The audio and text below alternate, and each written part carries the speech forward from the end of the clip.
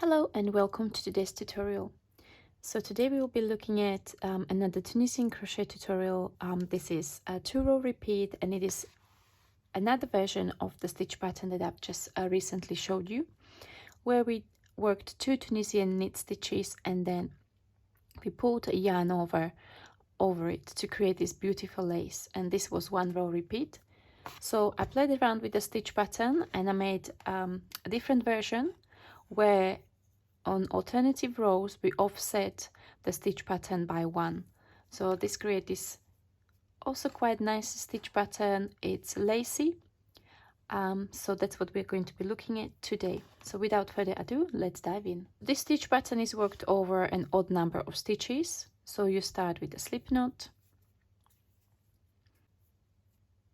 and then chain odd number. So we can do maybe 7, 2, 3, 4, 5, 6 and 7. Then you turn the chains around and you work into the back bump. So each chain has got a back bump and you will work under the back bump from front to back, yarn over, pull up a loop, turn into the next one and next one. So for those who are more familiar with Tunisian crochet, we will work the foundation row.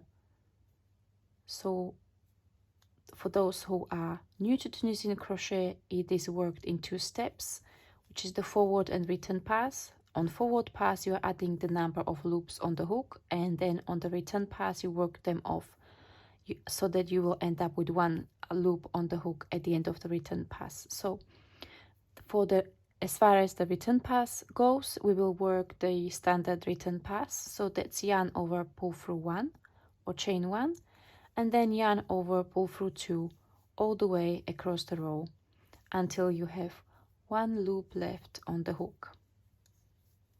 Okay, and there, this will be 2-row repeat.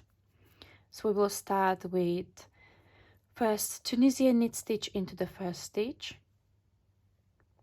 So Tunisian knit stitch is worked between the front and back vertical bar. So you will insert the hook between those, yarn over and pull up a loop.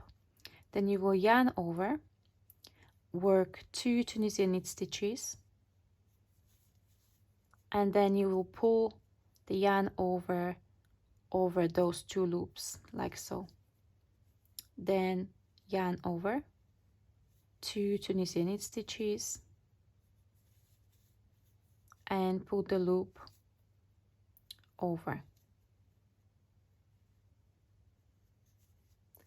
And then work an end stitch once you get to the end. So end stitch is worked under the 2 strands of the very last stitch or the edge stitch.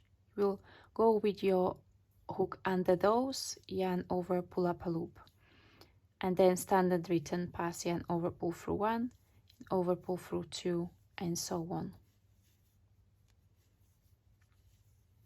And then on the second row of the stitch pattern repeat, you will first yarn over and then work 2 Tunisian knit stitches and pull the yarn over the 2 Tunisian knit stitches, then yarn over again, 2 Tunisian knit stitches,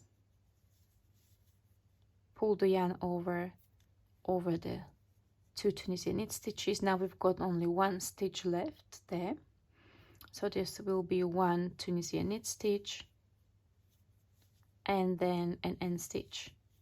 Okay, and again standard return pass. You will then repeat rows 2 and 3 for the length of your project, and as you can see, because you offset the stitch pattern, the basic stitch pattern by 1, the stitches join together on the alternative rows, creating this very interesting stitch pattern. So if you like the lace to be more pronounced, you will go up in your hook size to make it more open. And also I would advise, if you really like to have your fabric very airy and lacy, you will then block at the end of your project. You will block your project, you will kind of stretch it out, pin it down so that the lace settles and the yarn remains stretched out. Okay, so the next part what I'm going to show you is the bind off. So for the bind off, depending on which row you're going to finish, if you are going to complete the row repeat and end up on the row 3, you will go under the two strands that are kind of encircled by the yarn over. You'll go under those, yarn over, pull up a loop, pull through the loop on the hook, then you will chain 1, go again under the 2 loops, yarn over, pull up a loop and pull through, chain 1, and so on until you get to the stitch that is on its own. So you will just bind it off like so, and then the end stitch. And then if you end up on the row number 2, then you will first bind off the stitch that is on its own, and then you will work under the 2 stitches that are together, chain 1, and so on.